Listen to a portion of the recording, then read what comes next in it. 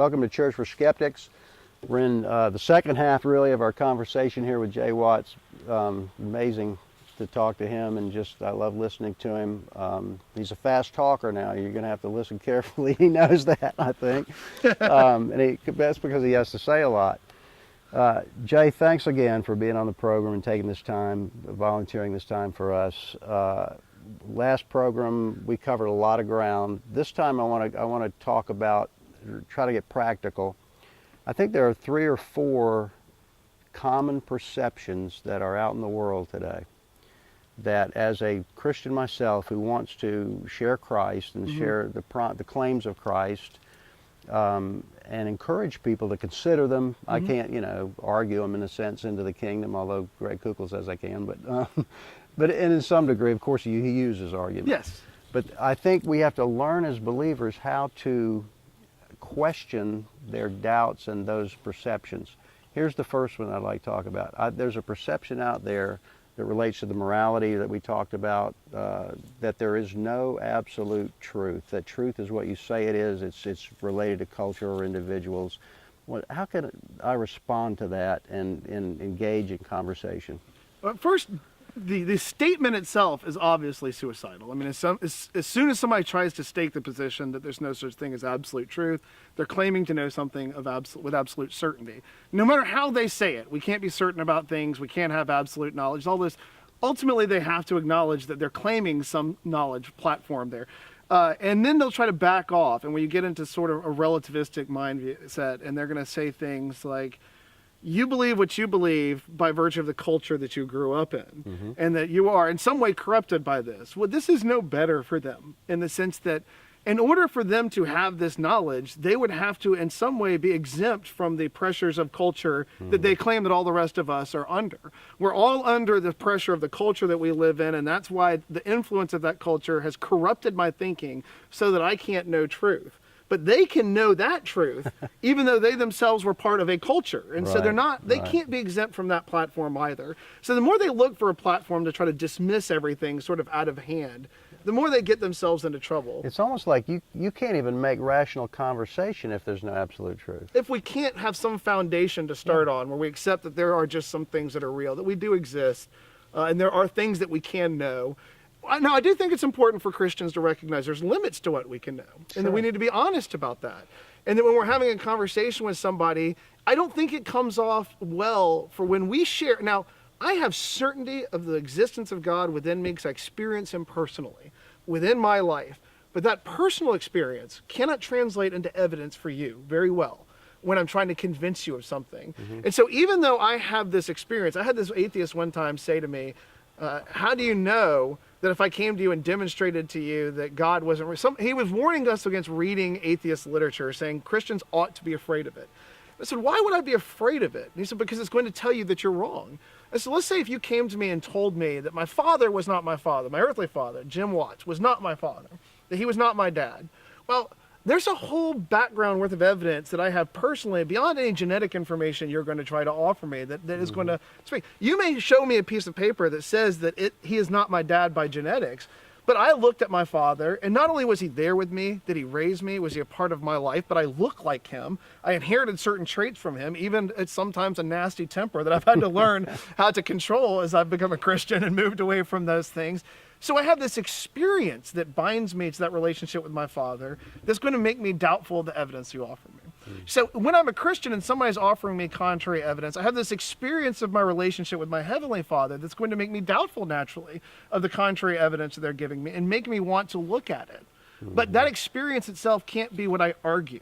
I'm going to have to get away from that experience if I'm going to argue these things with them. The genetic evidence that I am not my father's son is obviously wrong. I know I'm my father's son, but I can't convince them by that by saying I loved my father, I spent time with him, he was there with me all of that life, because that's not what they're offering. So you kind of have to look at the evidence with them and show that the evidence is wrong. That the evidence is wrong. I can have certainty and comfort in my relationship with God because of the experiences that I have in my life, but when I'm discussing evidence, I need to have some sort of intellectual humility that goes with it. Okay. And to recognize that we're two people who are trying to make sense of the way the world is. And we talked about that, the idea that we're not trying to take beliefs, stake out a belief, and say, I'm going to defend this ground. What we ought to be trying to do is look at the world around us, the world that we experience on every day, and say to each other, what is the best explanation for the world that we live in? What worldview gives us the best explanatory power for the things that we see? And not just the stuff, not just the chair and the things like that, but the experience of objective moral values, the experience of free agency, of free will, of a mind,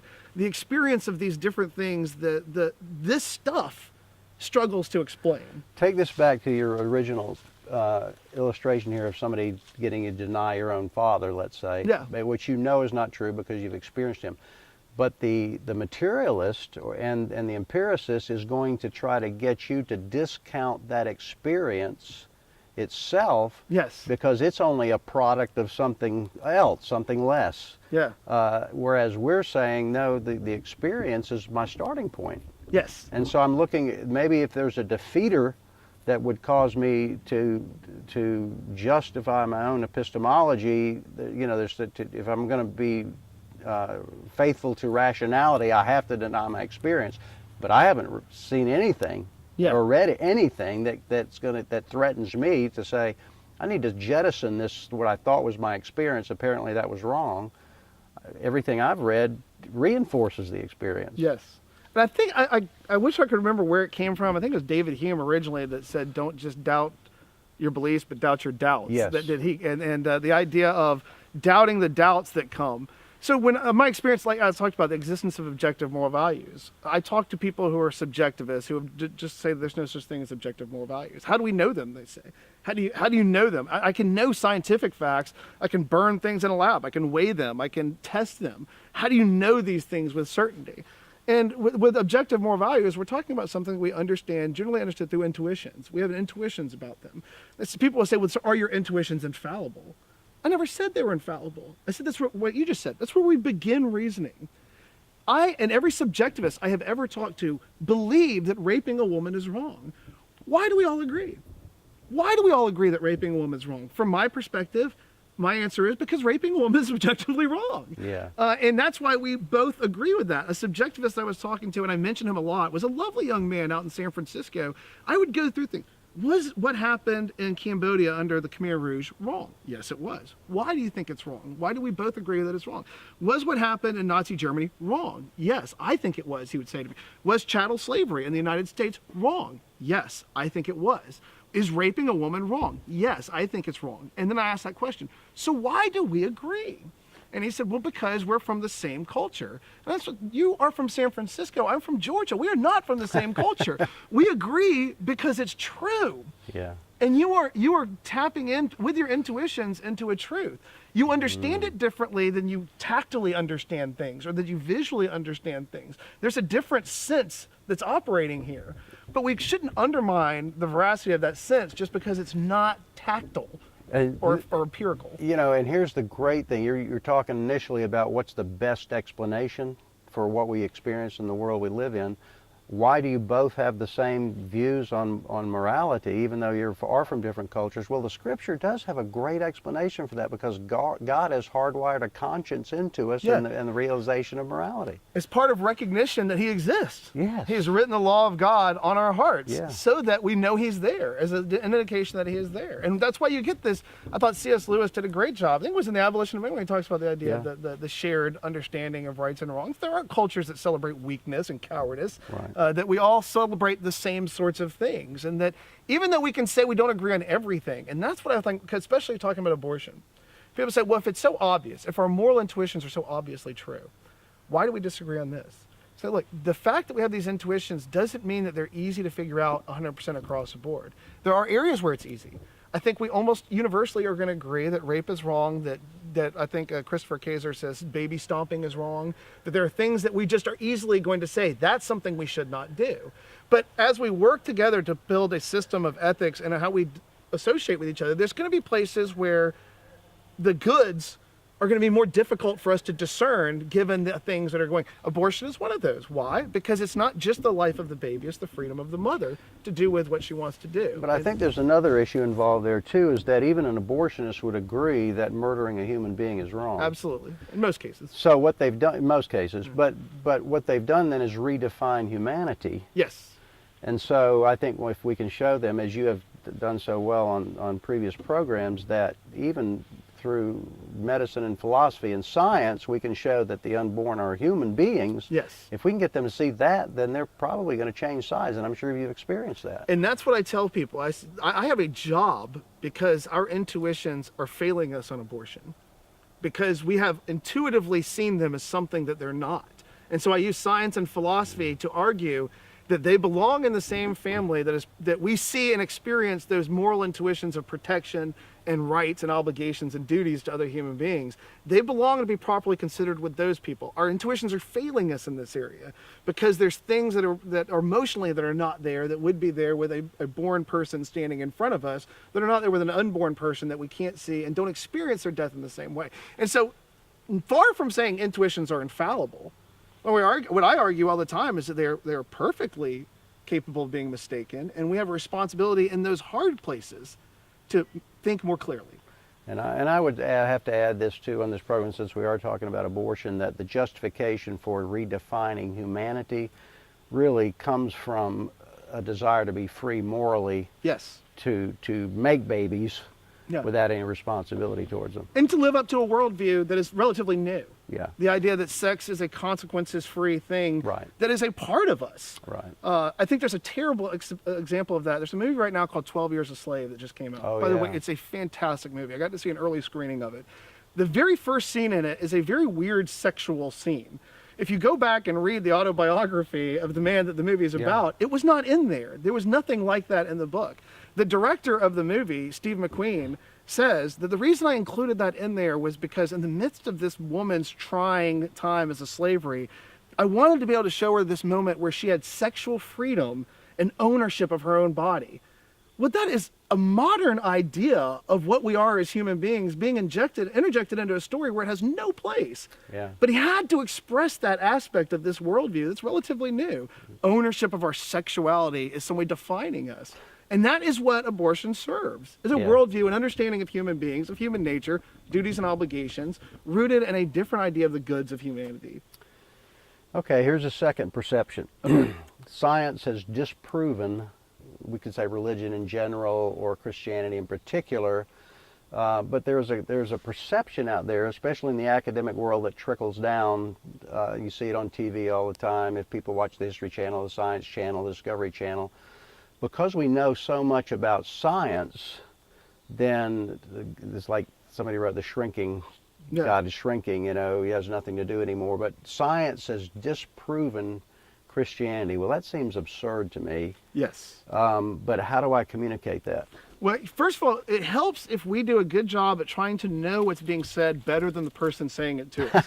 And I mean, it's That's very great. important. So, and somebody says to me that science is disproven. You actually were saying what the claim actually is a second ago. That the ground that God is necessary to explain is shrinking such that, as the building on Dawkins and the comments about Darwin, that Darwin has made it possible to be an atheist because God's not necessary to explain the things around us anymore. And so the claim to say that science can't disprove God, because God by nature is not physical. Right. He's a spirit, and science can only deal with those things that are physical, testable, repeatable. God will not fall into any of those categories. Right. And so it fails to address him at all. But what it can do is, in their mind, shrink the ground that God is necessary to explain. And by doing that, ultimately say, you can believe in God if you want, but he's not necessary for anything that we're working on. Well, that is true only if you adhere to a worship of science and scientific materialism and naturalism, what's called a hardcore causally closed principle, that there is only the physical world and nothing outside of that. If that's the understanding of the world that you operate on, then it is true that God has no place in there as an explanatory thing. But in that, you are forced to do what we were talking about earlier. Objective moral values, illusion. Mind, free agency, illusion. Yeah. Any perception that you have some sort of purpose, good, bad, anything going on, goods that were ordered toward, all of this illusion, even as Planigan points out, and C.S. Lewis point out, and both others, of them do. our rational faculties are ultimately going to become illusory. Yeah, you have to reduce everything to matter. And what I explain it this way: if nature is all there is, then everything must be natural, Yes. including rape and genocide and murder and art and prayer, which is what atheist John Gray consistently says. Yes. And that all of those things that we perceive as bad, the best that you can do, the absolute best that you can muster against those is with any kind of force is that they're unproductive. Well, anybody who looks at what happened in Nazi Germany and says, well, that was unproductive. If that's the best you got, you have a deficient worldview. Right. That wasn't unproductive, it was evil. Right. Yeah. And unproductive for who? For what? Absolutely. To what end, you know? To what end? As if there was some natural... And you mentioned earlier in the last episode, we were talking about an allusion to, in reference to Richard Dawkins. I mean, Dawkins reduces humanity to basically a transport system for genetic material. Oh, yeah. I mean, everything is nothing more than an illusion of a body going through all of this stuff. But the ultimate end is just to pass on those genes to the next generation. Our genes are not a part of us. We serve our genes. Yes. And our genes are using us to pass themselves along. We're survival machines dancing to our DNA. Yeah, absolutely. And we can ask the question then, does science disprove God? No. Has science made God unnecessary? Only if you start by assuming that the scientific worldview itself is true. If it's not, then we have a whole bunch of live data that now has to be considered. Mind, objective moral values, where did it all come from? I mean, people like to act like that's a stupid question, but Jim Holt has written a great book that's all about exploring the idea of why is there something rather than nothing? Yeah. And these are questions that science really doesn't have a great answer for at all. If scientism, the idea that Yes. you can only know things through science, is true, there is no need for philosophy. Yep. And there's a whole realm of human experience that we just not explain, set aside, because it can't be explained. Right. We table it. Right. We say, well, what about this? That's just not it. That's just not. Isn't that a great illustration of science in the gaps rather than God in the gaps? Yeah, and I think the funny thing about it to me was that when Dennett and Dawkins are talking about memes and they're talking about meme theory and reducing the belief in God to a meme, and they say, well, the memes are these ideas that have survivability. The idea itself has a survivability, much like genetic material or genetic construction is survivable. A meme is an idea that's survivable, and that the belief in God is an idea that's survivable, and that it produces this sort of surviving community that this belief in God has served. So I find it funny that they come through this at this point on the other side of it, can recognize this, which obviously offers this privileged position. I can see that it's not real. I can see that it was something that was an idea that just became a meme and survived and fostered and grew. But at the same time, they're going to try to argue it's bad. Well, how can it be bad when in one moment you're arguing that it has contributed to the survivability of everybody who believes it in all of these communities, but at the same time you condemn it because... And isn't their idea that it's not true just another meme? Yeah, and it doesn't matter. I mean, because at their point, right and wrong doesn't matter, does it? Right. If you believe something that contributes to your survivability, what does it matter if it's true? Which is what Plantinga talks about in his evolutionary argument against naturalism. Yeah. If the belief in religion makes us a better survivable community than the atheists have going for them, then ultimately we'll outlast them. And they're in privileged, bright position, as Daniel likes to call them. We're the brights, the rest of you guys are the dims. We're the brights, and we stand over all of you, look at us in awe. Fine, we'll look at you in awe for the 10 minutes that you last, but if your own arguments are true, you aren't going to last, because the communities that are strongly bound together are going to outlast you. And here's the thing, atheists, just statistically, are not even reproducing themselves enough at a high enough rate to keep themselves going. And if it's just a meme that's being passed on, they're not being passed on at the rate that will keep their existence alive. Yeah, it's really weird. I mean, you talk to one of the weirdest things anybody's ever said to me, getting back to the idea that a mind, a non-physical mind that makes decisions outside of this causally closed principle, if the world is only material, my brain reacts to stimuli and things happen. If I've ever made a decision, that requires a mind. And I had this woman, this young lady and I were talking out in California, and she actually looked at me and she said this: I studied all of these things. I studied all of these different viewpoints, and I decided to be a determinist. And I just looked at my mind is just like rise or rolling back in my head. It's like, did you even just hear what you said? You examined all of the evidence and made the personal decision as an agent to become a determinist, who by definition has never made a decision in their life. Right. But your worldview is just blinded you to the idea that there's things that you can't explain and they don't fit in there. How did she react to that? Oh, she just like, well, a lot of smart people believe this. That was her defense. Uh-huh. And I agree with her. A lot of smart people do agree with what you've said there. But guys like Jaegwon Kim at least acknowledge that it's a problem. Yeah. Yeah, I mean, they're like, this is a strange problem that we're having to deal with, and we need to come up with a solution. Much like Sam Harris, for however much he may be a new atheist, and he may have been really nasty when I feel like he got nasty in that debate with Craig when things started to not go well for him. Yeah. At least he says, there's a problem I've got to deal with. And we have to come up with a solution for how we're going to ground objective moral values. Because without that solution, we got Michael versus there are no objective moral values. It's all illusion. Right, Yeah. right. Which he doesn't want to go Yeah. that track. All right, so that's a couple of perceptions out there. Third perception. We know now that the Bible cannot possibly be the inspired Word of God, and there's a ton of different ways to approach that. Either it was written generations later, or it was so corrupted, over the transmission and copies, or if you just have a naturalistic worldview, it can't possibly be true because it has miracles in it. But Yes. so there's a lot of ways to do that. Jesus was a myth. You got the mythological conspiracy theory. What's a good way for us to help people along? I don't think you can go from A to Z with people like that, but at least help them to have some confidence in the fact that we're getting our worldview from the Word of God. I think there's several different things. Like you said, there's so many different angles that they come from it. One of the things we have to be careful of is working our way through what those objections are first. On what basis are you objecting? Let's go to one of the easier ones, I think. When they say, well, let's say that there's 1,000 gods. You've eliminated 999 of them. All I've done is go to the one extra step and eliminate the last one.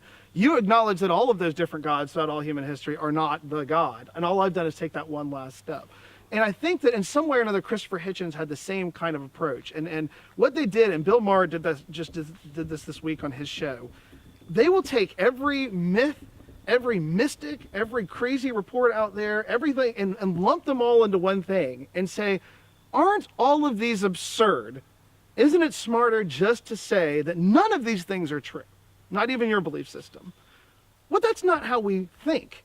That's not a reasonable way to look at it. The claims of Christianity are not that all mystical claims have merit, but that the specific claims about one man about himself, as were reported by people who knew him and witnessed a specific event, the resurrection, were true. And by virtue of that, how he understood himself and God is true. And so we don't defend mysticism, and we don't defend all religion. I defend merely Christianity, and I focus my conversation on that. So let's get back to how those claims came into the earth. The Bible has been disproved by who? Well, the Bible is 66 different books. There are books within the Bible that are nothing more than letters written from one person to another. The Bible certainly hasn't disproven those. And where you see an interesting conversation happen right now, Bart Ehrman has written a book responding to mythicists, the people like Richard Carrier who say that there was no God, there was no Jesus, he never existed. He's an amalgam of historical characters. And where Bart Ehrman says to the man, look at Paul in his letters talking about meeting James, the brother of Jesus. Well, that's a real letter written to real people and talking about a real guy who was the real brother of a real person named Jesus. Yeah. And then Bart Ehrman's like, look, this is evidence in a letter that nobody denies was written by a man that nobody denies existed, talking about somebody who met that no one denies was real. So if he was the brother of Jesus, what can we get from that? It's hard for Jesus me to was believe. there. It's hard for me to believe that Richard Carrier really believes that Jesus never existed. I believed all sorts of stuff when I was younger, so I don't know. I never am surprised at what people are capable of convincing themselves of. I think that it's a much better. I have tremendous amount of respect for the late Christopher Hitchens. I did, and as a political writer, I loved the man and have collections of his essays. Very knowledgeable. Just was blown away by him. I had so much respect for him. I was always embarrassed at some of the arguments that he offered, and he argued the idea that we don't know that Jesus actually existed. It's like, how could you do that? I mean, in the face of all the evidence that's there. But we have to start to break down what is the Bible. It's 66 different books. It's not one narrative that was written by one person at one time.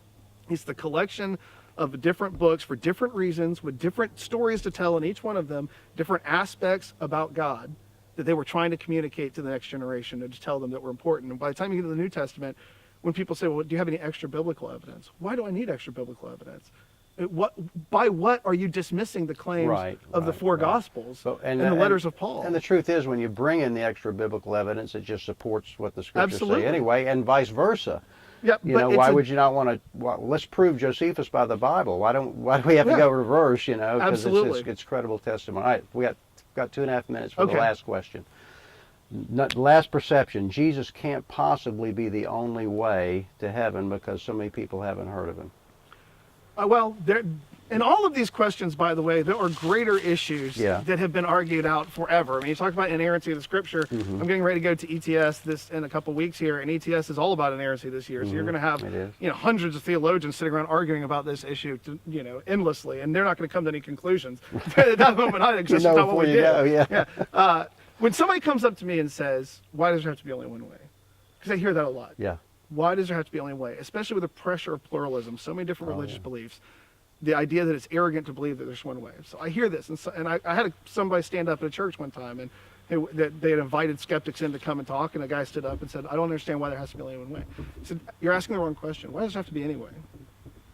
Why does there have to be a way at all?" You see, what is going on right now is that if the Christian worldview is true, we have a view of man that was made and ordered to be in a relationship with God that he by his own free will rejected and corrupted the creation as he did so.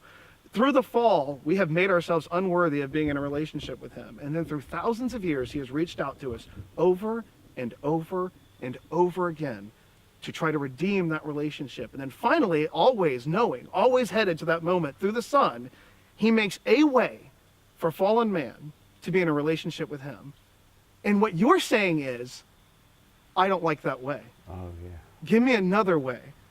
How have you learned anything over the thousands of years of this relationship? Given the truth of the Christian worldview, if Jesus is a way, we don't ask the question, why can't there be multiple ways? Why can't I come to God any way that I want? Why can't I take the path that best pleases me?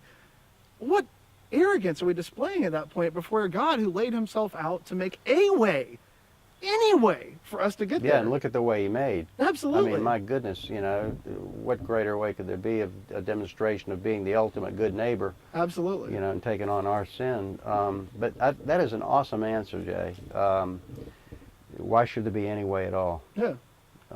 So let's kind of wrap this up and just say that's a great way. That is an ultimate way to end this conversation here. Is that the good news is there is a way. There is a way at all. And his name is Jesus Christ. And that's what makes Christianity unique from all the religions that they want to lump together, is that it's grace. C.S. Lewis, what's unique about Christianity? Oh, that's easy, grace. Yep. That in no other faith, no other worldview is there the opportunity to come to God and be reconciled to God through simple faith, through taking the gift that's been offered you by the grace of God. Jesus paying for our sins on the cross, and the fact that he has risen from the dead, testifying to us that what he did was enough. He's out of jail, so to speak, So thank you so much for watching Church for Skeptics. I hope you'll stay with us through the season.